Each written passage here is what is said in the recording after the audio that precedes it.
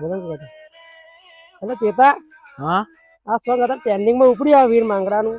હા તાર વિશે તને ખબર હે કશું? મને તો હારી ખબર નહીં પણ મારા કાકાને ખબર એટલે હશે. પણ આ ગીત જેમ જેમ ઉપડ્યું હોય તારે આપણને કેમ નહીં ખબર? એમની ઉંમર ખરી ને હા એટલે એમને ખબર હશે. લે હાડો એમની જોડે એમને પૂછી. પૂછવા જઈએ તા હેડો. ઓહો છોકરાઓ આવો બહુ દાડે વાત કરી. કાકા અત્યારે પેલું પદ્મ મારું ગીત વધારે હેડ્યું ત્યાં વીર માંગડા વિશે આવા પૂછ તે કોણ હતું? વીર માંગડા વાળો અમારે એમના વિશે જાણવું. ઓ બુડા વીર માંગડા વાળો એટલે આપણી ગુજરાતની ધરતી ઉપર એક એવો ક્ષત્રિય હતો અને આની જો તમારે કહાની જોણવી હોય આપણા મોમો રે બરાબર તો હે આપણે બધા જઈએ એટલે આપણને આખો ઇતિહાસ સમજણ પાડશે બરાબર. બોલે હાલો આપણે બધા જ જઈએ. હેડો.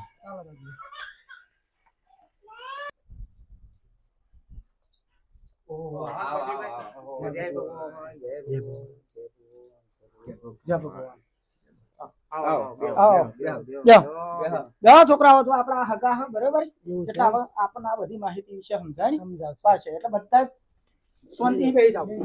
શું થયું બોલો. હવે આપણા ભારતની ધરતી ઉપર એક ક્ષત્રિય શૂરવીર પેદા થયો તો વીર માંગડા વાળો બરાબર. એમના વિશે થોડી આ છોકરાને જોણ કરવી હતી એટલે આ તો બહુ દાડે લાવો મેં કીધું હગાન તો જતા અને મળતા આવીએ થોડી એમના એ વિશે થોડી ચર્ચા કરવાની એટલે કરો. જય રણછોડ વીર માંગડા વાળો કોણ હતો આજની જનરેશનને એ જ ખબર નહીં. આજે લોકો વીર માંગડા વાળા વિશે કોમેડી વિડીયો બનાવે. કેવા બનાવે ભોણા? મામા મારી પદ્માને કહેજો ભાનો કારખાને નોકરી ગયો તો. આવી આપણા ઇતિહાસ જોડે જે પણ આ વિડીયો બનાવતા હે આવું ખરેખર આપણા ઇતિહાસની મજાક કહેવાય. વીર માંગડા વાળો કોણ હતું જેટલી મને માહિતી હ એટલી હું તમને માહિતી આપું. એક સમજવા જેવી વાત હ. આજની તારીખમાં ખાલી હગાઈ થઈ જાય એટલામાં તો બીજા મિત્રોને વાત કરવાની છોકરા ભૂલી જાય. ત્યારે વીર માંગડા વાળા એને શું કર્યું એ જાણવું હોય તો હું તમને કહું. વીર માંગડા વાળાનો જ્યારે જન્મ થયો અને નાનો હતો એવો ત્યારે એના બાપાને બારોટિયા જોડે યુદ્ધ થયું. યુદ્ધમાં વીર માંગડા વાળાનો બાપાઓ શહીદ થઈ ગયા એટલે વીર માંગડા વાળાના મોમાજી એને મોમાના ઘેર લાયા. વીર માંગડા વાળાને નોનેથી મોટો એટલો લાડ પ્યારમાં મોટો કર્યો માંગડા વાળાને તો વાત જ નહીં કરે. એ વીર માંગડાના એ જ ગોમની વાણિયાની દીકરી જોડે પ્રેમ સંબંધ થયો અને એનું નામ હતું પદ્મા. હવે બેવાનો પ્રેમ સંબંધ આખા પંથકમાં પ્રસરી ગયો એટલે એની જોડે એનું લગ્ન નક્કી થઈ ગયું. હવે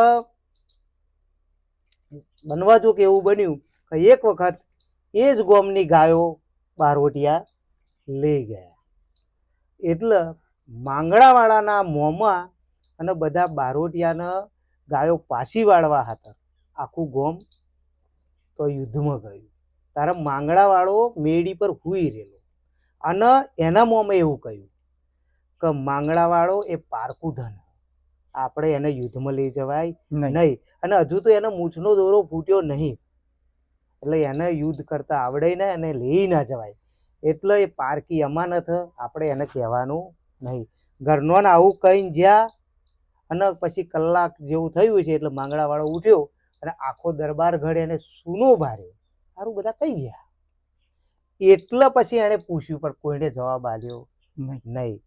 તોય આવો જોણી લાયો કે હા કે આ તો ગાયોની પાછી વાળવા હતા જે હા યુદ્ધમાં તો કે સારું મારે તો જવું પડશે એટલે માંગડાવાળો નીકળ્યો.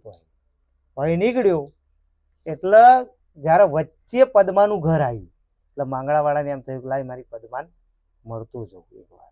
તો પદ્મા તાણપ મેળી પર બેઠી હોય અને માંગડાવાળો કહે કે હું જઉં છું તો પદ્માએ એમ કહ્યું કે ના સોગાટ રમતા જાઓ હું આપણે રમીને જઈએ તમે રમીને જજો. તો કે ના મારે ગાયો વારવા જવાનું હોય સોગાટ રમવા રહું તો મોડું થઈ જાય એના કરતો તું સોગાટ પોથરીને રાખ હું આવો.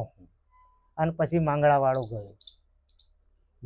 ગયો એટલે માંગડા વાળો અહીંથી ગયો.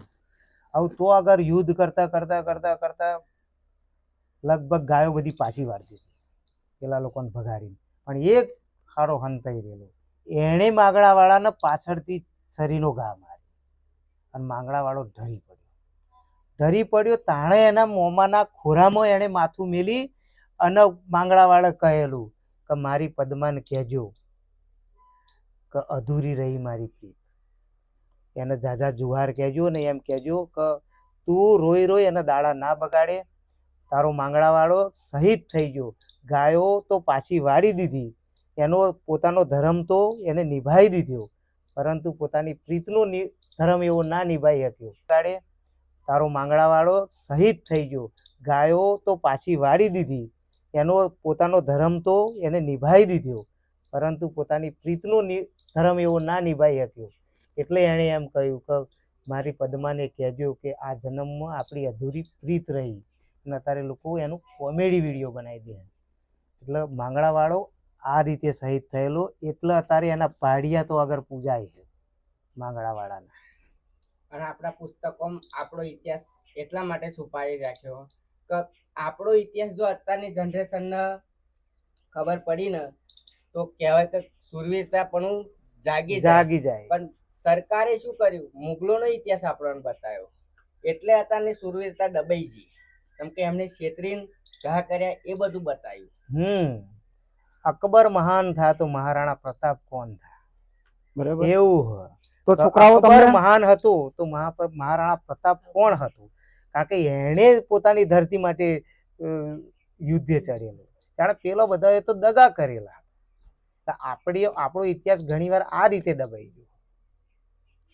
તો તમને આ વિડીયોની અંદર કંઈ ભૂલચૂક લાગી હોય તો માફ કરજો, અને કદાચ તમે વધુ જાણતા હોય તો અમને કોમેન્ટ કરજો, જેથી અમે આગળનો વિડીયો બનાવીએ. જય હિન્દ, જય રણછોડ.